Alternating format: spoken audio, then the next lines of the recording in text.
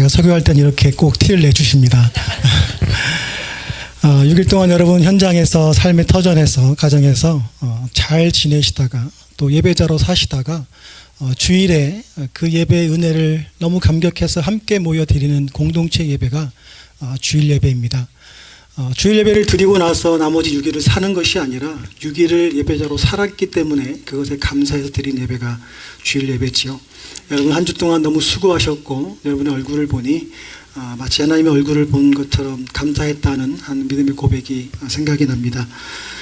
저희는 작년 12월부터 우리 한몸교회 모든 성도들이 바이블 타임이라는 프로젝트를 진행하고 있죠. 2년 동안 구약과 신약을 함께 읽으면서 성경 일독에 도전하는 프로젝트입니다.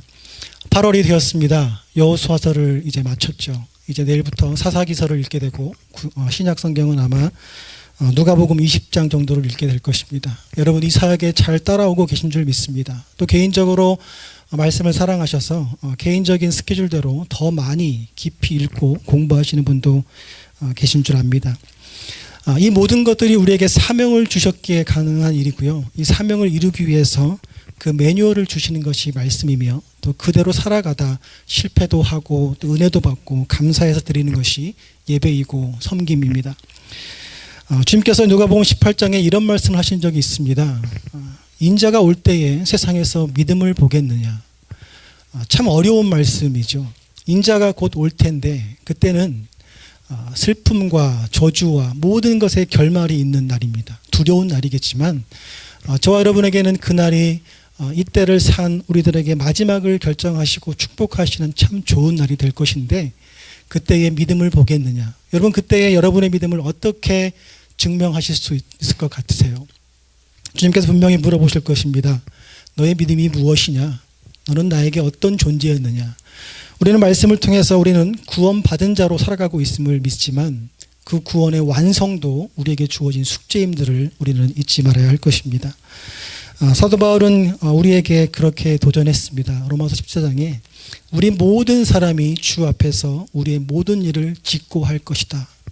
우리의 과거의 모든 일들 아무도 모르지만 주님만 아셨던 은밀한 것들을 주님께 다 고할 때가 이제 온다는 사실이에요. 모르면 몰랐지 들키지 않았기에 다행이지 우리의 마음속에 은밀한 죄들이 얼마나 많이 있겠습니까? 그럼에도 우리를 사랑해 주신 사랑 때문에 우리가 살아가고 있는 것이고 그런 저희를 너는 내 것이라 우리 성가대 창했던 것처럼 그렇게 인도해 주신 하나님의 사랑이 정말 크고 놀랍습니다. 우리 모습에는 아마 실패와 심지어 그때까지 이기지 못한 죄의 흔적이 여전히 남아서 주님 앞에서 얼굴을 들지 못할 수도 있겠죠. 하지만 주님은 우리가 예수 그리스도를 믿은 후에 그것을 의인이라 칭해 주시는 그 은혜만으로 살고 견디고 버텼던 저와 여러분들을 그 인자가 오실 그때 심판 자리에서 그 모든 흔적들을 예수의 흔적으로 바꿔 놓으실 것입니다. 복음을 받아들이는 순간 모든 사람은 예수의 사람이 됩니다. 여러분과 저도 어느 순간 복음을 받아들인 후에 예수의 사람이 되었죠. 예수의 사람이 된 후에 우리 모든 사람들이 겪는 한 가지 갈등이 있습니다. 예수의 문화가 우리 가운데 생겨나기 시작한 순간 우리가 살고 있었던 세상의 문화와 충돌이 일어나게 되죠. 그래서 예수 믿고 나서 많은 것을 불편해하는 사람들이 있습니다. 그래서 더 이상 불편해서 못 살겠다 그러고 예수 믿는 것을 포기하고 돌아가는 안타까운 사람들도 많이 있죠. 그러나 성경은 우리에게 말씀합니다. 갈등이 있고 실패가 있고 낙심이 있고 때로는 내가 하나님의 자녀가 아니라고 생각할 정도의 참담함이 있겠지만 성경은 분명히 예수를 믿은 순간 예수의 사람이라고 못 받고 있습니다. 우리 찬양팀이 찬양했던 가운데 그 사랑이라는 찬양 중에 그 어떤 것도 우리를 그 사랑에서 끊을 수 없는 그 강력한 사랑으로 우리를 묶어 놓았기에 우리가 얻은 구원은 그렇게 가치가 있는 것이죠. 하지만 사도 바울은 여전히 우리에게 이렇게 도전하고 있습니다. 빌립보서 말씀해 보시면 두렵고 떨림으로 너희 구원을 이루라. 너희 구원을 완성하라. 우리가 구원을 얻었지만 이제 이 구원의 완성이라는 숙제가 우리에게 남아있다는 사실입니다. 예수를 믿고 나면 다 된 줄 알았더니 더 할 게 많이 남아있다는 사실이죠. 성경은 구원을 약속하지만 구원을 잃어버린 사람들의 많은 이야기들도 우리에게 소개하고 있습니다. 지난주에 안타까운 소식을 하나 들었던 것이 제가 젊은 시절 저희 대학가 또 중고등학생뿐만 아니라 대학생들 청년들에게 영향을 끼쳤던 좌슈아 해리스라는 목사님이 계십니다. 노 데이팅이라는 책을 쓰신 분인데요. 저희 젊을 때 많은 친구들 또 함께 캠퍼스 사역을 했던 친구들이 그 책을 읽고 거룩한 결혼을 꿈꾸고 또 연인이 있었지만 그 연인과 거룩한 결혼을 이룰 때까지 순결함을 지키기 위해서 성경 다음으로 거의 기준을 삼았던 책이 있었습니다. 그 당시 그 조슈아 해리스 목사님은 전도사이셨는데 이 책을 쓰고 많은 사람들에게 영향을 끼쳤죠. 하나님께서 허락하신 아름다운 가정을 위해서 남녀 서로가 결혼할 때까지 스킨십을 자제하고 입맞춤이나 심지어는 손 잡는 것까지, 손을 잡는 순간 끝까지 갈 수밖에 없는 사람의 연약함들을 아셨기에 그런 책을 내놓았습니다. 친구들 중에 그 말씀을 정말 따르고 거룩한 결혼에 골인한 친구들도 있었어요. 하지만 손을 잡고 또 더 넘어선 것들을 통해서 고민하며 또 아파하던 친구들도 기억이 납니다. 그런 그가 지지난주에 커밍아웃을 했습니다. 20년의 결혼 생활을 마무리하면서 아내와 새 아이들을 놔두고 이혼을 하게 되었고, 그가 20년 동안 사역했던 모든 가르침이 거짓이었다, 잘못된 것 같다라고 선포를 하고, 자신이 가르쳤던 그리스도인의 기준에 보면 나는 더 이상 그리스도인이 아니다라고 스스로, 가능할지 모르지만 스스로 그 구원을 포기하는 일들이 일어났습니다. 그분의 책을 읽었고 또 그 책을 가지고 함께 토론됐던 그런 기억이 있었기에 개인적으로 조금은 충격이었습니다. 무엇이 그에게 부족했기에 그 구원을 포기할 수밖에 없었을까? 저는 아직도 그분이 구원받은 자라고 생각합니다. 그리고 그분이 섬겼던 교회에서는 지금도 SNS를 통해 이 사실을 숨기지 않고 많은 사람들에게, 그분을 통해 영향받았던 사람들에게 중보기도 해줄 것들을 요청하고 있습니다. 여러분, 우리는 끝까지 가봐야 합니다. 우리가 장담할 수 없는 그런 연약함들을 우리가 있다는 것을 잊지 말아야 합니다. 반드시 기억해야 할 것은 예수님이 하신 일을 마음으로 믿고 입으로 시인한다면 그 순간 구원을 받게 되는 진리, 그 진리를 가진 사람은 어떠한 것도 그 진리의 소리를 끊을 수 없다는 하나님의 사랑, 이것을 잊지 말아야 되겠죠. 또 한 가지 기억할 것은 내가 얻은 그 구원, 내 공로가 아니라 예수 그리스도의 십자가의 공로로 얻은 그 구원을 완성해야 될 사건, 그 일들이 나에게 남아있다는 사실을 잊지 말아야 된다는 것입니다. 구원받으면 우리는 바로 의인이 됩니다. 여러분은 의인이세요. 하지만 우리는 여전히 죄인이죠. 그래서 우리는 의롭다 하기 전에 우리는 의로움을 받은 죄인이라는 표현이 맞을 것 같습니다. 죄인 된 의인, 의인 된 죄인. 마지막 완성은 주님의 오실 그때의 심판 자리에서 이루어지겠죠. 사도 바울이 두렵고 떨림으로 너희 구원을 이루라, 왜 이런 말씀을 하셨냐 하면, 나의 존재의 지금 위치와 주님의 모습을 생각해 보면 주님이 내 안에 들어오기를 항상 원하세요. 아직까지 죄인이지만 주님은 나를 의인아 부르시면서 내가 너와 동행하고 싶다 말씀하시죠. 그런데 주님의 그 음성을 듣는 순간 여전히 제 죄가 보이고 그 자격이 없음을 아는 순간 주님이 들어오시기가 너무나 두렵고 떨린다는 것이 우리의 현실입니다. 여러분, 이 마음들이 없으시다면 다시 처음부터 시작하셔야 합니다. 그것이 성화의 가정이 될 것입니다. 사도 바울은 고린도서 13장 5절에서 이렇게 말합니다. 우리 함께 읽어보겠습니다. 제가 읽어드리겠습니다. 너희는 믿음 안에 있는가 너희 자신을 시험하고 너희 자신을 확증하라. 예수 그리스도께서 너희 안에 계신 줄을 너희가 알지 못하느냐? 그렇지 않으면 너희는 버림받은 자니라. 매일매일 내 안에 예수께서 살고 계시다는 느낌, 확신이 없다면 우리는 버림받은 자입니다. 그래서 여러분, 눈을 뜨실 때 항상 내 안에 예수가 계신가, 나는 오늘 예수 안에 살 것인가 라는 것들을 먼저 선포하고 결단하고 여러분 하루를 시작하셔야 합니다. 그래서 우리는 항상 매일 두렵고 떨리는 마음으로 주님과 동행하다 보면 우리는 점점 주님 닮은 모습으로 나아지겠죠. 우리 자녀들을 위한 기도할 때 항상 하는 기도가 있습니다. 우리 아이들이 키가 자라고 시간이 지날수록 하나님과 사람들에게 사랑스러워가는 예수님 같은 아이들 되기를. 여러분, 아이들뿐만이 아니라 저와 여러분도 마지막 때까지 예수님처럼 닮아가는 존재가 되어야 한다는 사실이죠. 예수님은 마태복음 24장에서 종말의 예언들을 직접 해주셨습니다. 그때 믿는 사람조차 미혹받아 넘어질 것이고 나를 부인할 것이고 믿는 사람들의 사랑도 식어질 것이라고 예언하고 계시죠. 그래서 그 마지막에 끝까지 견디는 자는 구원을 얻으리라 말씀하십니다. 어느 순간 반짝 터뜨린 믿음의 어떤 형광이 아니라 끝까지 견디는 자가 구원을 얻을 것이라는 사실이죠. 성경 전체에서 한 장을 할애해서 믿음의 사람들을 소개한 성경이 있습니다. 히브리서 11장에 우리가 흔히 이야기하는 믿음장이라는 그 믿음장에 보시면 수많은 우리의 믿음의 선배들의 이름들이 기록되어 있고 그 이름을 읽을 때마다 그들의 이야기가 마치 영화를 보듯이 스쳐 지난 것들을 보게 됩니다. 그들은 구원을 얻었고 끝까지 그 구원을 완성한 다음에 그곳에 기록된 사람들이겠죠. 우리는 그들을 믿음의 선배라고 부릅니다. 그들이 우리의 선배인 이유는 우리가 그들의 후배이기 때문이고 우리도 그들과 같은 길을 걸어갔다는 뜻이겠죠.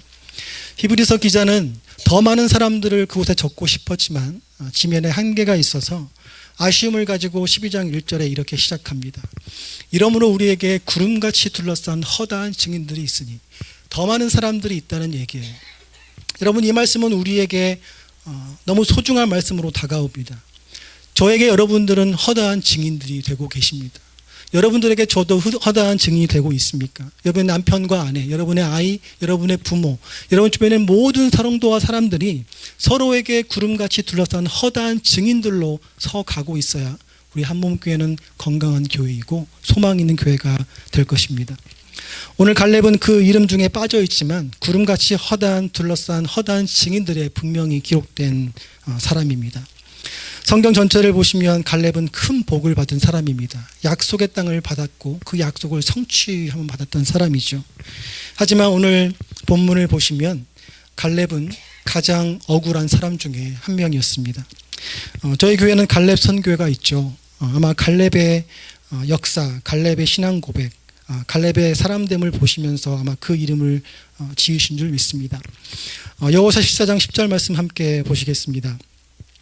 이제 보소서, 여호와께서 이 말씀을 모세에게 이르신 때로부터 이스라엘이 광야에서 방황한 이 45년 동안을 여호와께서 말씀하신 대로 나를 생존하게 하셨나이다. 오늘 내가 85세로 돼. 갈렙이 정탐꾼으로 불림받아서 가나안 땅에 들어갈 때가 40세였습니다. 그런데 오늘 85세가 되어서 다시 가나안 땅에 들어가려고 하는 순간이죠. 갈렙의 45해 동안 그 45년 동안에 도대체 무슨 일이 있었기에 갔던 가나안 땅을 다시 45년 만에 돌아와 이 얘기를 하는 걸까요? 여러분 잘 아는 것처럼 하나님께서 완벽한 보호하심으로 이스라엘 백성들을 출애굽하시고 가나안 땅 지경까지 가데스 바네아까지 오기가 2년 2개월이 걸렸습니다. 쉬지 않고 갔다면 7일에서 11일 정도 걸릴 거리라고 성경학자들은 이야기합니다. 그러나 하나님은 시내산에서 이스라엘 백성들을 언약 백성으로 만들어 놓기 위해서 1년 반을 머물게 하시면서 그들에게 율법 주시고 어떻게 하나님과 교제하는 법을 가르쳐 주시고 언약 백성으로 어떻게 살아야 되는지를 가르쳐 주시기 위해서 1년 반을 그곳에 있게 하신 후에 이스라엘 백성을 2년 2개월 만에 가데스 바네아에서 가나안 땅을 바라보게 하시죠. 그리고는 정탐꾼을 보내자는 계획들을 세우게 됩니다. 그러나 여러분 성경을 더 깊이 보시면 우리가 함께 읽었기 때문에 우리 신명기에 보시면 정탐꾼을 보내는 것은 하나님의 계획에 없던 일이었습니다. 한번 신명기 말씀을 함께 보실까요? 너희 하나님 여호와께서 이 땅을 너희 앞에 두셨은즉 너희 조상의 하나님 여호와께서 너희에게 이르신 대로 올라가서 차지하라, 두려워하지 말라, 주저하지 말라 한즉 너희가 다 내 앞으로 나와 말하기를 우리가 사람을 우리보다 먼저 보내어 우리를 위하여 그 땅을 정탐하고 어느 길로 올라가야 할 것과 어느 성읍으로 들어가야 할 것을 우리에게 알리게 하자 하기에 하나님은 그냥 가라고 하셨어요. 그냥 가서 올라가 차지하면 너희 땅이 될 것이야. 그런데 사람들은 그렇지 않았습니다. 돌다리도 두들려보고 건너야 되니 그래서 정탐꾼을 보내는 게 맞지 않나. 그들의 지혜를 냈지요. 그것은 하나님께 불순종한 일이었습니다. 때로는 우리 사람들의 가장 완벽하고 좋아 보이는 지혜로움들이 하나님께 불순종한 죄가 될 때가 있습니다. 우리는 아무리 합리적이고 이성적이고 이 일은 내가 쉽게 할 수 있을지 모르지만 하나님은 다른 계획을 갖고 계실 때 그 모든 것들은 불순종한 결과를 낳게 된다는 사실이죠. 아마 이스라엘 백성들이 절대 믿음을 가지고 절대 순종을 했다면 가나안 땅은 아마 역사가 바뀌었을 것입니다. 하지만 정탐을 하고 오니 두려움이 생기기 시작했습니다. 확신보다 두려움을 갖고 오는 어리석음들을 경험하게 되었죠.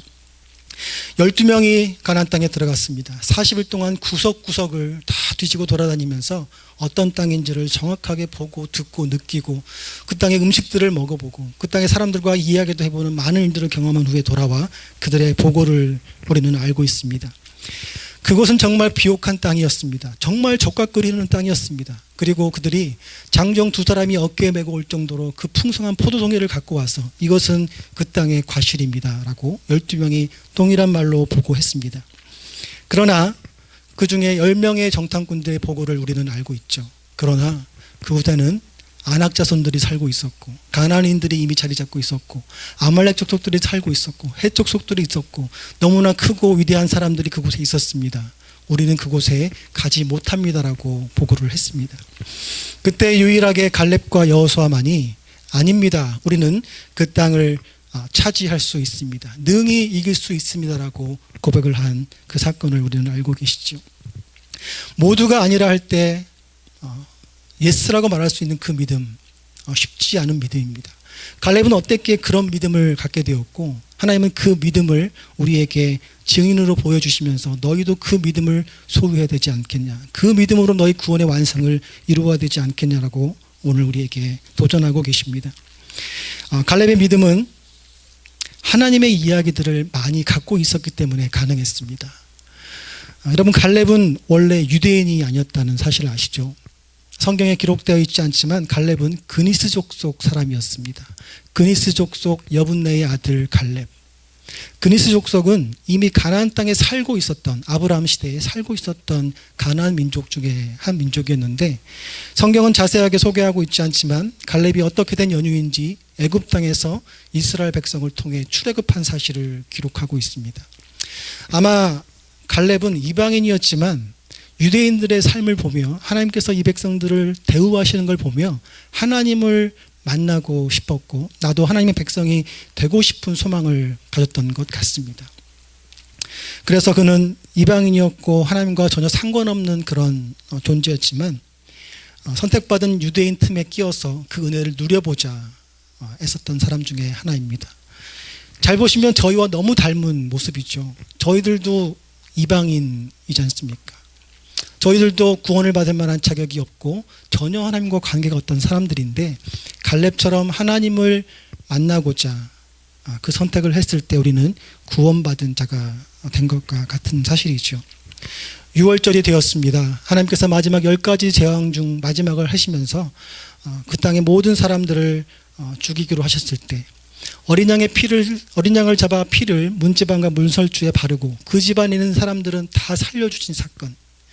그 6월절에 갈렙은 선택했습니다. 내가 저 피 묻은 집에 들어가 있겠다. 그리고는 유대인 가정에 들어가 그 밤을 살게 되었습니다. 그는 이 은혜를 너무 감격해서 그 남은 삶을 하나님께 얼마나 충성했는지 유다 지파의 지휘관이 될 정도였습니다. 그리고 주님께서 그 유다 지파의 지휘가 된 갈렙을 충성스럽다 모세에게 인정해 주시는 사건도 나오죠. 이 믿음은 그가 광야에서 출애굽하면서 하나님이 어떤 분이신지를 그분의 이야기를 가지고 그의 삶 속에 만나는 족족마다 그 이야기를 적용해보는 삶을 통해서 그의 믿음이 자라게 됐던 것입니다. 10가지 재앙과 홍해를 가르신 하나님을 만나고 배웠습니다. 마라의 쓴물을 단물로 바꿔주신 하나님을 경험했습니다. 여기 하나님이 있나 없나 원망하고 불평하던 백성들 사이에서 물을 내어주신 하나님을 경험하게 되었습니다. 또 배고픔과 또 지침 때문에 우리가 애굽으로 돌아가고 싶다 하는 백성들 사이에서 매일 아침 만나를 주시고 저녁마다 메추라기를 주시는 보호하신 하나님을 만나게 되었습니다. 지친 백성들을 쳐들어와 괴롭히던 아말렉 족속을 사악하다 얘기하시면서 내가 대대로 아말렉을 멸절하겠다 약속하신 여호와 니시의 하나님을 그가 이야기로 알게 되었습니다. 3개월 만에 시내산에 도착해서 하나님께서 언약 백성 된 사람들에게 이렇게 살아야 내 백성이다라고 율법을 주셨을 때 그도 그 자리에서 그 율법을 배우고 하나님을 알고 하나님의 백성답게 살아가는 것들을 배우게 되었죠. 모세가 십계명을 받으러 40주야를 시내산에 했을 때 이스라엘 진중에 우상숭배 사건이 일어났습니다. 금송아지를 만들고 애굽으로 돌아가겠다 외치는 그들에게 하나님은 레위 자손을 통해 3,000명 이상의 목숨을 앗아가시는 사건들도 보고 갈렙은 하나님이 어떤 분이신지를 알게 되었다는 사실이죠. 세상에 어느 신이 자기가 임할 성막을 설계도를 주신 신이 있겠습니까? 그 하나님을 보시고 또 그 성막을 완성하시고 하나님이 기뻐하셔서 영광 중에 임하시는 그 사건을 갈렙은 보며 하나님이 무엇을 하면 기뻐하신지를 그는 배우고 그의 삶 속에 이야기로 가져다가 그렇게 믿음을 키워내기 시작했습니다. 여러분 민수기 13장 28절을 보시면 이런 말씀이 나옵니다. 그러나 그 땅 거주민은 강하고 성읍은 견고하고 힘이 클 뿐 아니라 거기서 아낙 자손을 보았으며 아말렉인은 남방 땅에 거주하고 헤딘과 여부스인과 아모리인은 산지에 거주하고 가나안인은 해변과 요단가에 거주하더이다. 10명의 정탐꾼이 정탐하고 돌아와서 그 땅은 힘들다, 올라갈 수 없다 그렇게 고백할 때 갈렙은 같이 그곳에 있으면서 아말렉 족속들이 크고 견고한 성읍을 선 것을 보고 갑자기 하나님의 이야기가 불현듯 생각이 났습니다. 광야에서 이스라엘 백성들을 괴롭혔던 아말렉을 보고 하나님은 아말렉과 대대로 내가 싸울 것이다, 그들 역사 속에 지울 것이다 했던 여호와 니시의 이야기를 생각하게 되었죠. 그래서 갈렙은 확신했습니다. 아말렉인은 하나님께서 싸우실 것이니 이 땅은 우리 것이 될 수 있다, 할 수 있겠다. 그래서 백성들에게 위로하죠. 할 수 있다, 하나님 우리가 대신 싸우실 것이다, 그 땅은 우리의 것이다라고 이야기합니다. 그러나 여러분 두려움은 믿음을 반드시 사라지게 합니다. 두려움이 생기면 우리 안에 조급함이 생기기 시작하죠. 뭔가 빨리 결정을 해야 되고 피하고 싶은, 그래서 보통 섣부른 판단을 하게 되고 그 판단은 거의 대부분 실패로 돌아가고 때로는 맞을지라도 참 많이 돌아가는 그런 어리석음들을 범하게 됩니다. 이스라엘 백성들은 그 두려움 때문에 우리 스스로 보기에도 우리는 이렇게 메뚜기 같고 초라한데 저들이 보기에는 우리는 어쩌겠느냐 그렇게 얘기하죠. 하지만 갈렙은 다르게 보았습니다. 우리가 스스로 보기에는 메뚜기 같지만 저들이 우리를 보기에는 강한 용사처럼 보일 것이다. 하나님이 그렇게 우리를 인도해 오셨기 때문에, 하나님이 대신 싸우실 것이기 때문에. 두려움은 그동안 하나님께서 우리에게 베풀으셨던 풍성한 그 인도하심을 다 앗아가 버립니다. 여러분 신앙에서 이 두려움은 절대 갖지 말아야 할, 이 두려움의 대상은 오직 하나님 아버지만이 되어야 할, 경외할 대상인 하나님만 되어야 할 것입니다. 이스라엘 백성들을 10명의 정탐꾼이 모든 사람들의 마음들을 흐트러 놓았습니다. 두려움이 전염되었고 이스라엘 백성들은 통곡하며 울며 이스라엘로 돌아가자, 모세를 대신해서 지휘관을 세우고 우리 애굽으로 돌아가자. 그때 여호수아와 갈렙은 옷을 찢으며 마지막까지 그들을 달래고 어르고 그렇게 하죠. 하지만 그들을 바라보며 이스라엘 백성들은 갈렙과 여호수아도 돌로 쳐 죽이려고 하는 그 순간 참고 참으셨던 하나님께서 등장하십니다. 하나님께서 회막에 구름 기둥으로 임하셔서 이런 말씀을 우리에게 주셨습니다. 민수기 14장 11절 말씀에 여호와께서 모세에게 이르시되 이 백성이 어느 때까지 나를 멸시하겠느냐, 내가 그들 중에 많은 이적을 행하였으나 어느 때까지 나를 믿지 않겠느냐, 내가 전염병으로 그들을 쳐서 멸하고 내게 그들보다 더 크고 강한 나라를 이루게 하리라. 하나님께서 참고 참으시다가 이렇게 끝까지 원망하던 백성들을 참지 못하시고 분을 표하시는 몇 번 되지 않은 하나님의 분노에 표출되는 시간입니다. 다행히 모세의 간절한 생명건 중보로 이스라엘 백성들은 살았지만 하나님으로부터 벌을 받게 되었죠. 민수기 14장 25절 말씀입니다. 아말렉인과 가나안인이 골짜기에 거주하나니 너희는 내일 돌이켜 홍해길을 따라 광야로 들어갈지니라. 순종했다면, 믿음으로 나아갔다면 가나안 땅이 그들의 땅이 되었을 텐데 원망과 불평과 불확신 속에서, 두려움 속에서 그들은 다시 광야로 돌아갈 인생이 되어버렸습니다. 살기 위해 출애굽했는데 다시 죽기 위해 광야로 돌아가는 어리석은 백성이 되었다는 사실이죠. 갈렙은 얼마나 억울했을까요? 원망스러웠을 것입니다. 그 원망과 억울함을 가지고 45년을 살았습니다. 하지만 말씀을 보면 갈렙은 원망과 억울함을 가지고 산 것이 아니라 원망과 억울함을 다 해소하고 45년을 다시 약속을 붙잡고 기다리는 믿음의 길을 걸었던 것을 보게 됩니다. 갈렙의 믿음은 어떤 경우에도 원망하지 않는 그 작정된 믿음이었기 때문에 가능했습니다. 여러분 감히 여러분에게 권면해 드립니다. 여러분 삶에서 원망하지 마십시오. 가정에서, 일터에서, 여러분 삶 속에서 많은 일들이 여러분을 원망하게 할지라도 여러분 원망하지 마십시오. 왜냐하면 여러분의 모든 삶은 하나님께서 인도하시는 장중에 있기에 원망하는 순간 하나님의 인도하심을 무시하는 처사가 됩니다. 하나님은 인자하셔서 우리를 오래 참아주시겠지만 오늘 말씀처럼 참고 참다 어느 순간 분을 표하실 줄도 모르겠습니다. 주님께서도 말씀했습니다. 원망하는 순간 실족하는데 실족하는 자는 화가 있을 것이다. 마태복음 18장 7절에 우리 함께 읽을까요? 시작.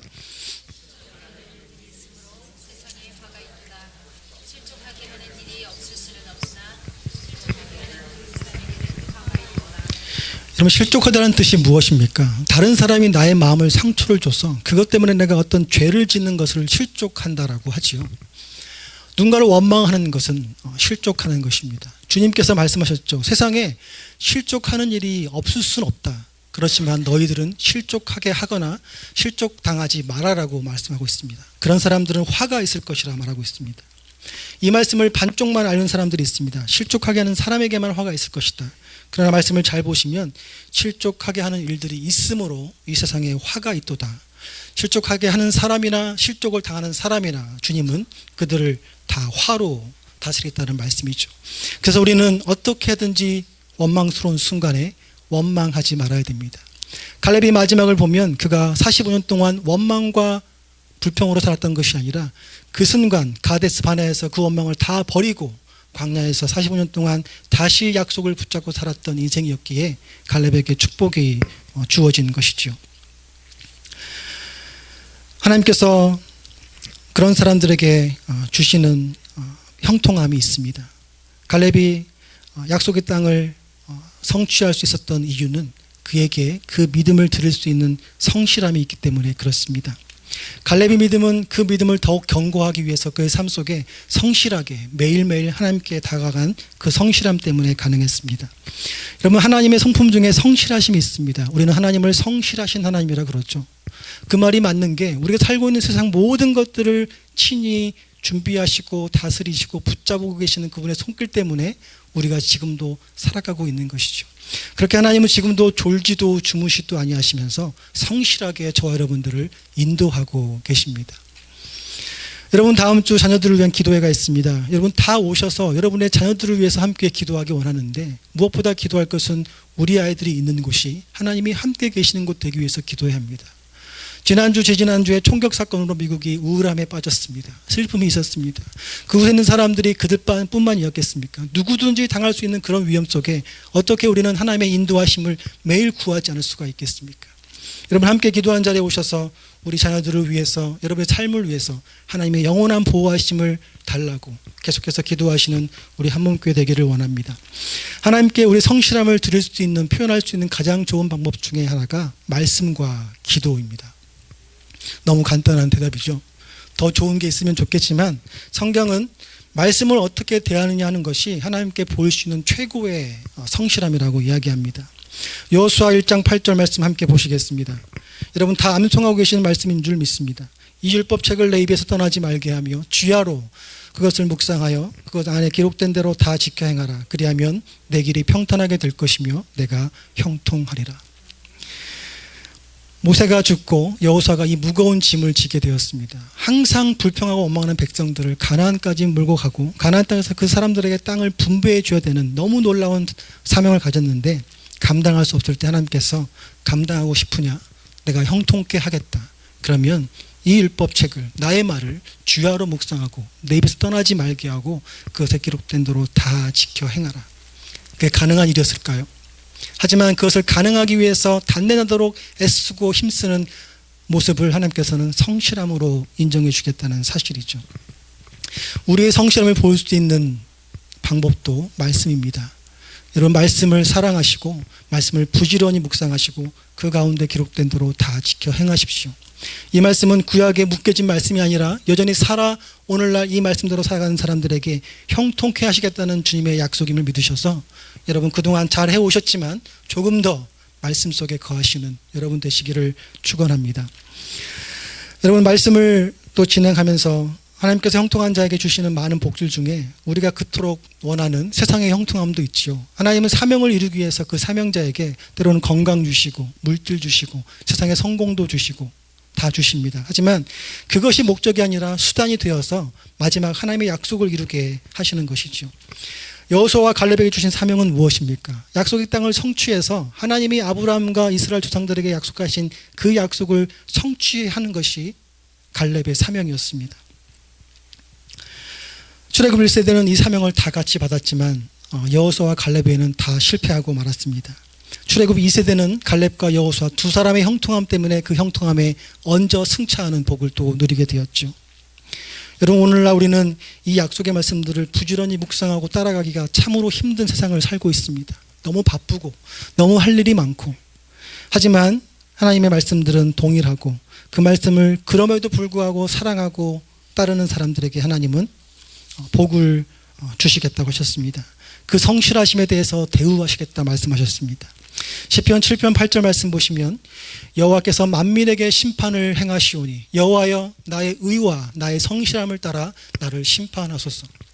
인자가 올 때에 믿음을 보겠느냐, 이 말씀은 이 말씀과 동일한 말씀입니다.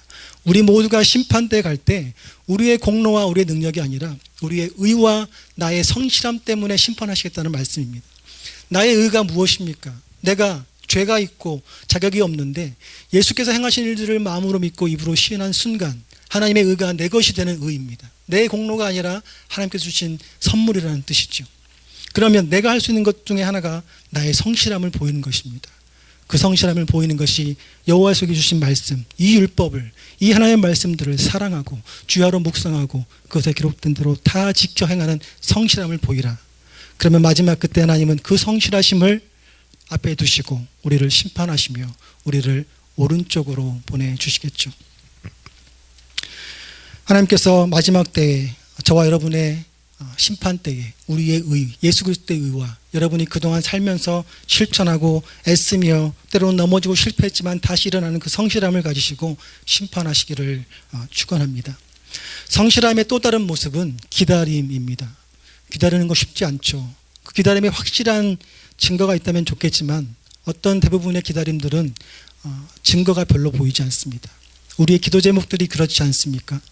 간절하게 기도하는 많은 제목 중에 아직 이루어지지 못한 제목들이 여전히 있다는 것, 그렇게 원하고 바라는데 아직 이루어지지 않은 하나님, 그러나 하나님은 우리가 하나님께 더 성실함을 보여주기 위해서 때로는 일부러 그 기다림을 기다리게 하십니다. 하나님도 우리를 그렇게 오래 기다리셨는데 우리도 하나님 앞에 그 기다림들을 성실함으로 보여드려야 되지 않겠습니까? 간단하게 얻을 수 있는 것은 그만큼 가치가 떨어지겠죠.